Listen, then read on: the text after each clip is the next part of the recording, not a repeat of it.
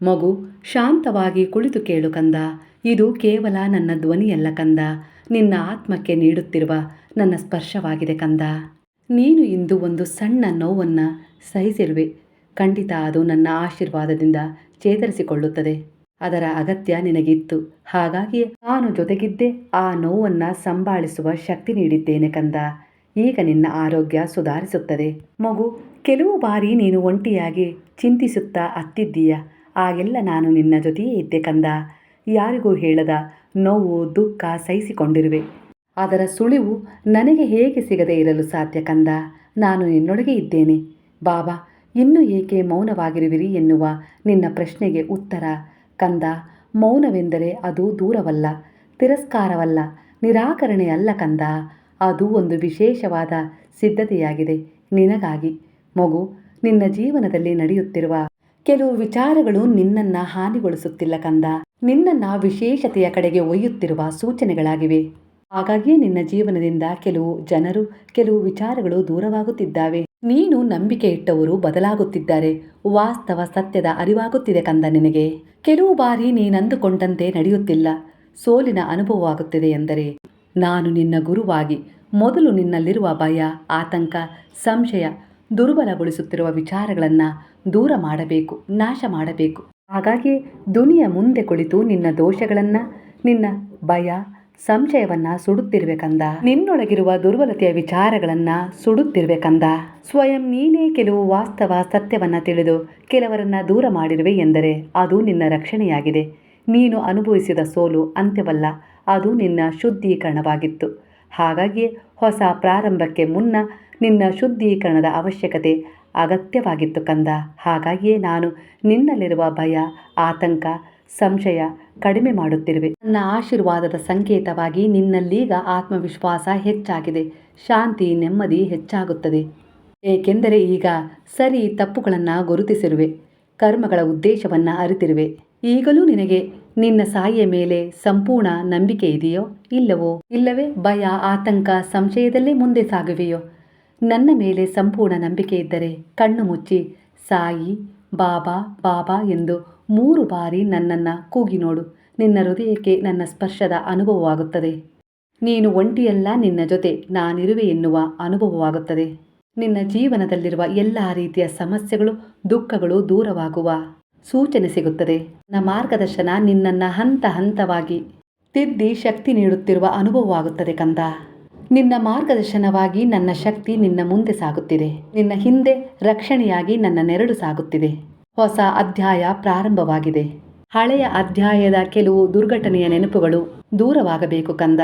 ಆಗಲೇ ಆ ಹೊಸ ಅಧ್ಯಾಯದಲ್ಲಿ ನಿನಗೆ ಬೇಕಾದದ್ದನ್ನು ತುಂಬಿಸಿಕೊಳ್ಳಲು ಸಾಧ್ಯವಾಗುತ್ತದೆ. ಅದಕ್ಕೆ ನಿನ್ನ ಒಳ್ಳೆಯ ಉದ್ದೇಶದ ಕರ್ಮಗಳು ಸಹಾಯ ಮಾಡುತ್ತವೆ. ನೀನು ಕಳೆದುಕೊಂಡದ್ದು ನಿನ್ನದಾಗಿರಲಿಲ್ಲ. ಬಲವಂತವಾಗಿ ನೀನು ಕೆಲವು ವಿಚಾರಗಳನ್ನು ಹಿಡಿದುಕೊಂಡಿದ್ದೆ. ಅದು ನಿನ್ನ ಸುಂದರವಾದ ಭವಿಷ್ಯದ ನಿರ್ಮಾಣವನ್ನು ತಡೆಯುತ್ತಿತ್ತು ಕಂದ. ನಾನು ಗುರುವಾಗಿರುವೆ. ನನ್ನ ಶರಣದಲ್ಲಿ ಬಂದ ನನ್ನ ಮಕ್ಕಳನ್ನು ನಾನೆಂದಿಗೂ ದುರ್ಬಲತೆಗೆ ಜಾರಿ ಕುಸಿಯಲು ಬಿಡುವುದಿಲ್ಲ. ದುಷ್ಟ ಶಕ್ತಿಗಳ ಪ್ರಭಾವ, ದುಷ್ಟರ ಕೆಟ್ಟ ದೃಷ್ಟಿ ಬೀಳಲು ಬಿಡುವುದಿಲ್ಲ. ಮಗು, ನಿನ್ನ ಮನಸ್ಸಿನಲ್ಲಿ ಕೆಲವೊಮ್ಮೆ ಕತ್ತಲೆ ತುಂಬಿದಂತೆ ಅನುಭವವಾಗಬಹುದು. ನಿನ್ನ ಜೀವನದಲ್ಲಿ ನಡೆದ ಕೆಲವು ಘಟನೆಗಳು, ಕೆಲವರ ಮಾತುಗಳು, ಕೆಲವೊಂದು ಕರ್ಮಗಳ ಭಾರ ನಿನ್ನ ಹೃದಯವನ್ನು ದುಃಖದಿಂದ ತುಂಬಿಸಿರಬಹುದು. ಆದರೆ ನೆನಪಿಟ್ಟುಕೋ ಕಂದ, ನಾನು ನಿನ್ನ ಜೊತೆ ಇದ್ದೇನೆ. ನೀನು ಒಂದು ದೀಪಸ್ತಂಭವಾಗಿರುವೆ. ಸಮುದ್ರದ ಮಧ್ಯದಲ್ಲಿ ಕತ್ತಲೆಯ ನಡುವೆ ದೀಪಸ್ತಂಭ ಹೇಗೆ ಬೆಳಕು ನೀಡಿ ದಾರಿ ತೋರಿಸುತ್ತದೆಯೋ ಹಾಗೆಯೇ ನೀನು ಕೂಡ ನಿನ್ನ ಜೀವನದಲ್ಲಿ ಬೆಳಕು ಹರಡಲು ಹುಟ್ಟಿರುವೆ. ಕತ್ತಲೆ ಬಂದರೆ ಅದು ಶಾಶ್ವತವಲ್ಲ. ಬೆಳಕು ಬಂದಾಗ ಕತ್ತಲೆ ಸ್ವತಃ ತನ್ನಿಂದ ತಾನೇ ದೂರವಾಗುತ್ತದೆ. ನಿನ್ನ ಹೃದಯದಲ್ಲಿರುವ ಈಗಿನ ಭಯವನ್ನು ದೂರ ಮಾಡು. ಹಳೆಯ ವಿಚಾರ, ಕರ್ಮಗಳ ಬಗ್ಗೆ ಚಿಂತಿಸಬೇಡ. ನಾನು ನಿನ್ನ ಹೃದಯದಲ್ಲಿರುವ ಭಾರವನ್ನು ನಿಧಾನವಾಗಿ ಶುದ್ಧೀಕರಿಸುತ್ತಿದ್ದೇನೆ. ಕೆಲವು ನೋವುಗಳು, ಪರೀಕ್ಷೆಗಳು ನಿನ್ನ ಆತ್ಮವನ್ನು ಬಲಪಡಿಸಲು ಮಾತ್ರ ಬಂದಿದ್ದವು. ಅವು ನಿನ್ನನ್ನು ಮುರಿಯಲು ಅಲ್ಲ, ನಿನ್ನನ್ನು ಇನ್ನಷ್ಟು ಶಕ್ತಿಶಾಲಿಯಾಗಿಸಲು ಕಂದ. ನಾನು ನಿನಗಾಗಿ ವಿಶೇಷವಾದ ಒಂದು ಯೋಜನೆಯನ್ನು ಮಾಡಿರುವೆ. ಅದನ್ನು ನೀಡುವ ಮೊದಲು ಕೆಲವು ಪರೀಕ್ಷೆಗಳನ್ನು ನೀಡುವೆ. ಆ ಪರೀಕ್ಷೆಗಳನ್ನು ನೀನು ಗೆದ್ದೇ ಗೆಲ್ಲುವೆ. ವಿಶೇಷವಾದದ್ದನ್ನು ಪಡೆದುಕೊಳ್ಳುವೆ. ಅದಕ್ಕೆ ನಾನು ನಿನ್ನನ್ನು ಅರ್ಹನಾಗಿಸಿರುವೆ ಕಂದ.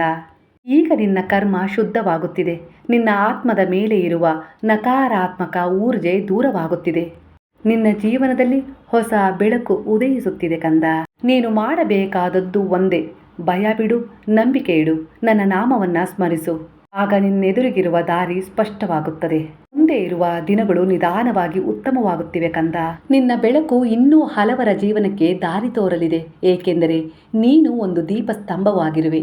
ಮಗು, ಸೇವೆಯ ಮಾರ್ಗವೇ ಆತ್ಮವಿಕಾಸದ ಸುರಕ್ಷಿತ ದಾರಿ ಕಂದ. ಮಗು, ಈ ಜಗತ್ತಿನಲ್ಲಿ ಪ್ರತಿಯೊಬ್ಬರು ಸಂತೋಷವನ್ನು ಹುಡುಕುತ್ತಾರೆ. ಯಾರಾದರೂ ಹಣದಲ್ಲಿ ಹುಡುಕುತ್ತಾರೆ, ಇನ್ಯಾರೋ ಅಧಿಕಾರದಲ್ಲಿ ಹುಡುಕುತ್ತಾರೆ, ಇನ್ನೂ ಕೆಲವರು ಖ್ಯಾತಿಯಲ್ಲಿ ಹುಡುಕುತ್ತಾರೆ. ಆದರೆ ಆತ್ಮಕ್ಕೆ ನಿಜವಾದ ಶಾಂತಿ ದೊರಕುವ ದಾರಿ ಒಂದೇ, ಸೇವೆ ಮತ್ತು ದಾನ ಧರ್ಮ ಕಂದ. ನಿನ್ನ ಜೊತೆಗೆ ಬರುವುದು ಇದುವೇ.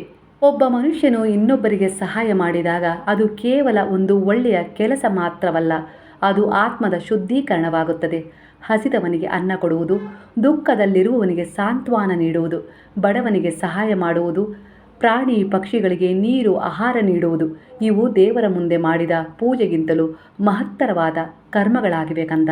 ಇವುಗಳಲ್ಲಿ ನಾನು ನಿನ್ನ ಪೂಜೆಯನ್ನು ಸ್ವೀಕರಿಸಿದ್ದೇನೆ. ನನ್ನ ಪೂಜೆ ಮಾಡಲು ಆಗುತ್ತಿಲ್ಲ ಎಂದು ಚಿಂತಿಸಬೇಡ, ಯೋಚಿಸಬೇಡ. ನೀನು ಮಾಡಿದ ಉತ್ತಮ ಸೇವೆಗಳಲ್ಲಿಯೇ ನಾನು ನಿನ್ನ ಪೂಜೆಯನ್ನು ಸ್ವೀಕರಿಸಿ ತೃಪ್ತನಾಗಿರುವೆ ಕಂದ. ಸೇವೆ ಎಂದರೆ ದೊಡ್ಡ ಕೆಲಸ ಮಾಡಬೇಕು ಎಂದಲ್ಲ, ಒಂದು ಸಣ್ಣ ಸಹಾಯ, ಒಂದು ಪ್ರೀತಿಯ ಮಾತು, ಒಂದು ಸಹಾನುಭೂತಿಯ ದೃಷ್ಟಿ, ಇವುಗಳಲ್ಲಿಯೇ ದೇವರ ಅನುಗ್ರಹ ಅಡಗಿದೆ ಎಂಬುದನ್ನು ಮರೆಯಬೇಡ. ನಾನು ನಿನ್ನ ಗುರುವಾಗಿದ್ದೇನೆ, ನಿನ್ನನ್ನು ಮಾರ್ಗದರ್ಶಿಸುತ್ತೇನೆ, ದಾರಿ ತಪ್ಪಿದಾಗ ಸರಿದಾರಿಗೆ ಕೊಂಡೊಯ್ಯುತ್ತೇನೆ. ಭಯಗೊಂಡು ಆತಂಕದಿಂದ ಹೆದರಿದಾಗ ಆ ಭಯ, ಆ ಆತಂಕ ದುನಿಯಲ್ಲಿ ಹಾಕಿ ಸುಟ್ಟು ಸಂಶಯವನ್ನು ನಾಶ ಮಾಡಿ ನಿನಗೆ ಮತ್ತೊಂದು ಭರವಸೆ ಕೊಟ್ಟು ಹೊಸ ಅಧ್ಯಾಯ ರೂಪಿಸಿಕೊಳ್ಳಲು ಸಹಾಯ ಮಾಡುತ್ತೇನೆ. ಮತ್ತೊಂದು ಮಗದೊಂದು ಅವಕಾಶಗಳನ್ನು ನೀಡುತ್ತೇನೆ. ಮಗು, ನನ್ನನ್ನು ಹುಡುಕಲು ದೊಡ್ಡ ದೊಡ್ಡ ದೇವಸ್ಥಾನಗಳಿಗೆ ಹೋಗಬೇಕೆಂದು ಅನಿವಾರ್ಯವಿಲ್ಲ ಕಂದ. ನೀನು ಸಹಾಯ ಮಾಡಿದ ಆ ಬಡವನ ನಗು ಮುಖದಲ್ಲಿ ನಾನು ಕಾಣಿಸುತ್ತೇನೆ. ಯಾವ ಪ್ರಾಣಿಯ, ಯಾವ ಮನುಷ್ಯನ ಕಣ್ಣೀರನ್ನ ಒರೆಸಿರುವೆಯೋ ಆ ಮನುಷ್ಯನ ಆಶೀರ್ವಾದದಲ್ಲಿ ನನ್ನ ಕೃಪೆ ಇರುತ್ತದೆ ಕಂದ. ಸೇವೆ ಮಾಡಿದ ಕೈಗಳು ಪ್ರಾರ್ಥನೆ ಮಾಡಿದ ತುಟಿಗಳಿಗಿಂತಲೂ ಪವಿತ್ರವಾಗಿರುತ್ತವೆ. ನಂಬಿಕೆ ಇಡು. ನನ್ನಲ್ಲಿ ವಿಶ್ವಾಸವಿಟ್ಟು ನನ್ನ ಉಪದೇಶಗಳಂತೆ ಪ್ರಕೃತಿಯನ್ನ, ಪ್ರಾಣಿ ಪಕ್ಷಿಗಳನ್ನ ಪ್ರೀತಿಸುತ್ತಾರೋ, ದಯೆ ತೋರಿ ಕರುಣೆ ತೋರಿ ಅವುಗಳಿಗೆ ಆಹಾರ ನೀಡುತ್ತಾರೋ, ಸಹಾಯಕರ ಸೇವೆ ಮಾಡುತ್ತಾರೋ ಅವರ ಜೀವನದಲ್ಲಿ ಆತ್ಮವಿಕಾಸ ವೇಗವಾಗಿ ನಡೆಯುತ್ತದೆ. ಏಕೆಂದರೆ ಅವರ ಸಂಪೂರ್ಣ ಭಾರವನ್ನ ನಾನು ಭರಿಸಿರುತ್ತೇನೆ. ನನ್ನ ಮನಸ್ಸಿಗೆ ತೃಪ್ತಿ ಕೊಡುವ, ಸಂತೋಷ ತರುವ, ನನ್ನ ಮುಖದಲ್ಲಿ ನಗು ಮೂಡಿಸುವ ಕೆಲಸ ಅವರಿಂದಾಗಿರುತ್ತದೆ. ಹಾಗಾಗಿ ನಾನು ನಿನ್ನ ಜೊತೆ ಸದಾ ಇದ್ದೇನೆ ಕಂದ. ಹಾಗೆ ನಿನ್ನ ಮನಸ್ಸು ಶುದ್ಧವಾಗುತ್ತದೆ, ನಿನ್ನ ಕರ್ಮಗಳು ಹಗುರವಾಗುತ್ತವೆ, ನಿನ್ನ ಜೀವನದಲ್ಲಿ ದಿವ್ಯ ಶಕ್ತಿ ಹರಿಯಲು ಆರಂಭವಾಗುತ್ತದೆ. ನಿನ್ನ ಜೀವನದಲ್ಲಿ ಬೆಳಕು ಬೇಕೆಂದರೆ ಸ್ವಾರ್ಥವನ್ನು ಸ್ವಲ್ಪ ಕಡಿಮೆ ಮಾಡು ಕಂದ. ಪ್ರೀತಿಯನ್ನು ಸ್ವಲ್ಪ ಹೆಚ್ಚಿಸು.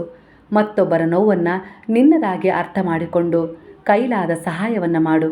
ನೀನು ಮಾಡಿದ ಪ್ರತಿಯೊಂದು ಸೇವೆಯನ್ನು ನಾನು ನೋಡುತ್ತಿದ್ದೇನೆ.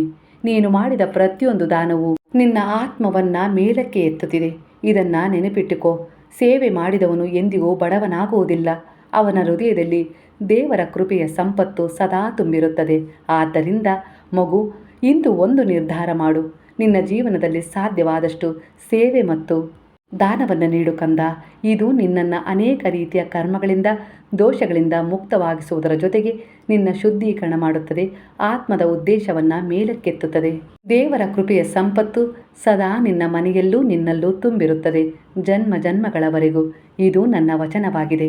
ನನ್ನ ವಚನಗಳಲ್ಲಿ ನಂಬಿಕೆ ಇದ್ದರೆ ಸೇವೆ ಮತ್ತು ದಾನ ಧರ್ಮದ ಕಡೆ ಮನಸ್ಸನ್ನು ವಿಕಾಸಗೊಳಿಸು. ಇದು ನಿನ್ನನ್ನು, ನಿನ್ನ ಭವಿಷ್ಯವನ್ನು ಸುರಕ್ಷಿತ ಮತ್ತು ಶ್ರೇಷ್ಠವಾಗಿಸುವ ಮಾರ್ಗವಾಗಿದೆ. ಮಗು, ಕೆಲವು ಬಾರಿ ನಿನ್ನ ಜೀವನದಲ್ಲಿ ಎಲ್ಲವೂ ಮುಗಿದಂತಾಗಿ ಕಾಣಬಹುದು. ಕೆಲವು ಕನಸುಗಳು ಒಡೆದು ಹೋಗುತ್ತವೆ, ಕೆಲವು ಸಂಬಂಧಗಳು ದೂರವಾಗುತ್ತವೆ, ಕೆಲವು ದಾರಿಗಳು ಮುಚ್ಚಿದಂತಾಗುತ್ತವೆ. ಆಗ ಮನಸ್ಸು ಕೇಳುತ್ತದೆ, ಇದಾದ ಮೇಲೆ ನನ್ನ ಜೀವನದಲ್ಲಿ ಇನ್ನೇನು ಉಳಿದಿದೆ ಎಂದು. ಆದರೆ ನನ್ನ ಮಗುವೆ, ನೆನಪಿಟ್ಟುಕೋ, ಪ್ರತಿ ಅಂತ್ಯದ ಹಿಂದೆ ನಾನು ಒಂದು ಹೊಸ ಆರಂಭವನ್ನು ಇಟ್ಟುಕೊಂಡಿರುತ್ತೇನೆ. ನನ್ನ ಯೋಜನೆಯೇ ಆಗಿರುತ್ತದೆ ಅದು ಕೂಡ. ಹಳೆಯ ನೋವುಗಳು, ಹಳೆಯ ತಪ್ಪುಗಳು, ಹಳೆಯ ಕರ್ಮಗಳ ಭಾರ ಇವೆಲ್ಲವೂ ನಿನ್ನ ಆತ್ಮವನ್ನು ಶುದ್ಧೀಕರಿಸಲು ಬಂದ ಪಾಠಗಳು ಮಾತ್ರ. ಅವು ನಿನ್ನ ಜೀವನವನ್ನು ಮುಗಿಸಲು ಬಂದಿಲ್ಲ, ನಿನ್ನನ್ನು ಇನ್ನಷ್ಟು ಬದಲಾಗಿಸಲು ಬಂದಿವೆ.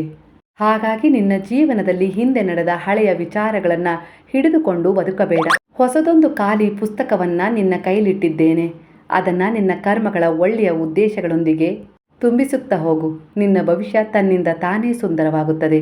ಇದು ನಿನ್ನ ಸಾಯಿಯ ಉಡುಗೊರೆಯಾಗಿದೆ ನಿನಗಾಗಿ, ನಿನ್ನ ಸುಂದರವಾದ ಭವಿಷ್ಯಕ್ಕಾಗಿ. ಹೊಸ ಆರಂಭದಲ್ಲಿ ನಿನ್ನ ಮನಸ್ಸು ಶುದ್ಧವಾಗಿರಲಿ, ನಿನ್ನ ಮಾತುಗಳು ಪ್ರೀತಿಯಿಂದ ತುಂಬಿರಲಿ, ನಿನ್ನ ಹೃದಯದಲ್ಲಿ ನಂಬಿಕೆ ಇರಲಿ. ನಿನ್ನ ಜೀವನದಲ್ಲಿ ಬರುತ್ತಿರುವ ಈ ಹೊಸ ದಾರಿ, ಹೊಸ ಅವಕಾಶಗಳು, ಹೊಸ ಸಂತೋಷಗಳು ಇವೆಲ್ಲವೂ ನನ್ನ ಅನುಗ್ರಹದ ಸಂಕೇತವಾಗಿರುತ್ತವೆ. ಕಾಲ ಕಾಲಕ್ಕೆ ನಿನ್ನನ್ನು ನೋಯಿಸಿದವರನ್ನೂ ಕ್ಷಮಿಸು, ಯಾಕೆಂದರೆ ಕ್ಷಮೆ ಮಾಡಿದ ಹೃದಯದಲ್ಲೇ ನಾನು ಬೆಳಕಿನ ರೂಪದಲ್ಲಿ ವಾಸವಾಗುತ್ತೇನೆ. ಇದು ನಿನ್ನ ಹೊಸ ಆರಂಭ. ಧೈರ್ಯದಿಂದ ಮುಂದೆ ನಡಿ, ನಾನು ನಿನ್ನ ಜೊತೆಯೇ ಇದ್ದೇನೆ. ನಿನ್ನ ತಂದೆ ತಾಯಿಯ ಆಶೀರ್ವಾದ, ನಿನ್ನ ಪೂರ್ವಜರ ಅನೇಕ ರೀತಿಯ ಸೂಚನೆಗಳು ನಿನ್ನನ್ನು ಮಾರ್ಗದರ್ಶನ ಮಾಡುತ್ತವೆ, ಆಶೀರ್ವದಿಸುತ್ತಿವೆ. ಅವರಿಗೂ ಕೂಡ ಕೃತಜ್ಞನಾಗಿರು. ಇಲ್ಲಿ ನಿನಗೆ ಯಾವುದು ಪಾಠ ಕಲಿಸಿದೆಯೋ, ಯಾವುದು ಒಳ್ಳೆಯದನ್ನು ಕೊಟ್ಟಿದೆಯೋ, ಯಾವುದನ್ನು ದುಃಖ ತಂದಿದೆಯೋ ಅದರಿಂದ ಕಲಿತ ಪಾಠಗಳಿಗಾಗಿ, ಹೊಸ ಪ್ರಾರಂಭಕ್ಕಾಗಿ ಕೃತಜ್ಞನಾಗಿರು ಕಂದ. ಆ ಕೃತಜ್ಞತೆಯ ಭಾವ ಇನ್ನಷ್ಟು ಒಳ್ಳೆಯದನ್ನು ನಿನ್ನ ಜೀವನದಲ್ಲಿ ತುಂಬಿಸುತ್ತದೆ. ನಿನ್ನ ಜೀವನದ ದಾರಿಯಲ್ಲಿ ತುಂಬ ಕಷ್ಟಗಳನ್ನು ಎದುರಿಸಿರುವೆ. ಕೆಲವು ಸಂದರ್ಭಗಳಲ್ಲಿ ನೀನು ಮಾಡಿದ ಪ್ರಯತ್ನಗಳು ಸೋತಿರಬಹುದು. ಜನರು ನಿನ್ನನ್ನು ಅರ್ಥ ಮಾಡಿಕೊಳ್ಳದೆ ಆಡಿಕೊಂಡು ನಕ್ಕಿರಬಹುದು. ಇನ್ನೂ ಕೆಲವು ಜನರು ನಿನ್ನನ್ನು ನಿರಾಶೆಗೊಳಿಸಿರಬಹುದು. ಆಗ ನಿನ್ನ ಮನಸ್ಸು ಹೇಳಿರಬಹುದು, ಇನ್ನು ಸಾಕು ಬಾಬಾ, ನನ್ನಿಂದಾಗದು. ಆದರೆ ಮಗು, ನಾನು ನಿನಗೆ ಒಂದು ಮಾತು ಹೇಳುತ್ತೇನೆ. ದೇವರು ಪ್ರತಿಯೊಬ್ಬ ಮನುಷ್ಯನಿಗೂ ಒಂದು ದಿವ್ಯ ಉದ್ದೇಶವನ್ನು ಕೊಟ್ಟು ಈ ಭೂಮಿಗೆ ಕಳುಹಿಸಿದ್ದಾನೆ. ಕೆಲವೊಮ್ಮೆ ಆ ಉದ್ದೇಶವನ್ನು ಸಾಧಿಸಲು ಸಮಯ ಬೇಕಾಗುತ್ತದೆ ಕಂದ. ಪರೀಕ್ಷೆಗಳು ಬರುತ್ತವೆ, ವಿಳಂಬಗಳು ಆಗುತ್ತವೆ. ಆದರೆ ಅದು ದೇವರ ನಿರಾಕರಣೆಯಲ್ಲ, ಅದು ದೇವರ ಸಿದ್ಧತೆಯಾಗಿರುತ್ತದೆ. ನಂಬಿಕೆ ಇಡು ಮಗು. ಹಾಗಾಗಿ ನೀನು ಈಗ ಎದುರಿಸುತ್ತಿರುವ ಕಷ್ಟಗಳು ನಿನ್ನನ್ನು ಮುರಿಯಲು ಅಲ್ಲ, ನಿನ್ನನ್ನು ಇನ್ನಷ್ಟು ಬಲವಾಗಿಸಲು ಬಂದಿವೆ. ಪ್ರತಿಯೊಂದು ಪರೀಕ್ಷೆಯ ಹಿಂದೆ ಒಂದು ಆಶೀರ್ವಾದ ಅಡಗಿದೆ. ನನ್ನ ನಾಮ ಸ್ಮರಿಸು. ನನ್ನ ನಾಮಸ್ಮರಣೆ ನಿನ್ನ ಮನಸ್ಸಿಗೆ ಶಾಂತಿ ಕೊಡುತ್ತದೆ, ನಿನ್ನ ದಾರಿಗೆ ಬೆಳಕು ನೀಡುತ್ತದೆ, ನಿನ್ನನ್ನು ಮಾರ್ಗದರ್ಶನ ಮಾಡಿ ರಕ್ಷಿಸುತ್ತದೆ ಕಂದ. ಇಂದು ನಿನಗೆ ಈ ಹೊಸ ದಾರಿ ಸ್ವಲ್ಪ ಕಷ್ಟವಾಗಿರಬಹುದು, ಆದರೆ ನಾಳೆ ಅದು ಯಶಸ್ಸಿನ ದಾರಿಯಾಗುತ್ತದೆ. ಸಂತೋಷ, ನೆಮ್ಮದಿ ತುಂಬಿದ ದಡ ಸೇರಿಸುತ್ತದೆ. ನಿನ್ನನ್ನು ನಿರಾಶೆಗೊಳಿಸಿದವರ ಮಾತುಗಳನ್ನು ಮರೆತು ಬಿಡು.